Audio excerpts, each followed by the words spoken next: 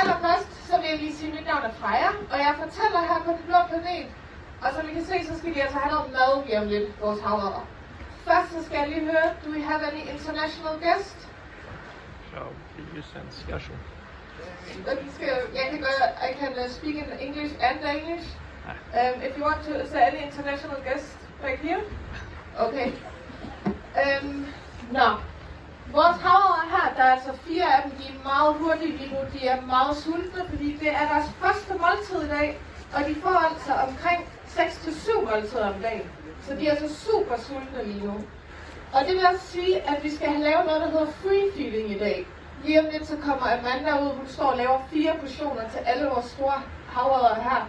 Og free feeding, der får de altså nogle kæmpe portioner. Altså der skal lige lidt ro på de her havredder. Nu kan I se, de er simpelthen så meget i gang. Så der skal noget ro på. Det vil sige, at Amanda kommer ud, hun står deromme, vores styrepasser. Og så skal de altså lige komme op til kanten, hvor de så får en masse mad kastet ud til hver især. Nu kan I se, at de har hver deres lille kur der. Så det er simpelthen, der skal lige lidt ro på, så de kan få noget mad her. So, as I told you, it's a free feeding today, which means that the sea otters have to come up and like calm down a little bit, and then they're getting fed.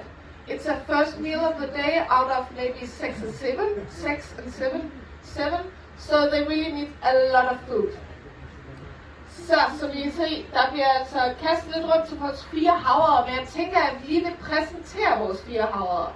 Fordi vi har 4, så vi har Mojo, vi har Rex, vi har Dixon, og så har vi Agnes, vores eneste hund.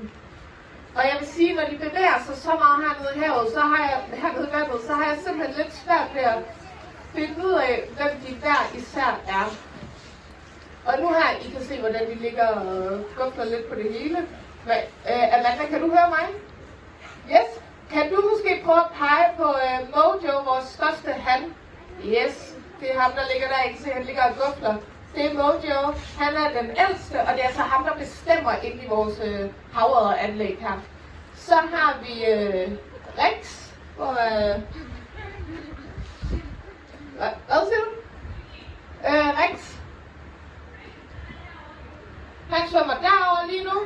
Og så han er en af vores unge havredder. Og så har vi Dixon. Han ligger der i midten. Og så har vi vores sidste hund, som er Agnes.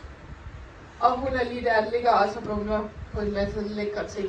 Og hun er altså vores eneste hund, og vi siger, at hun er lidt af en diva.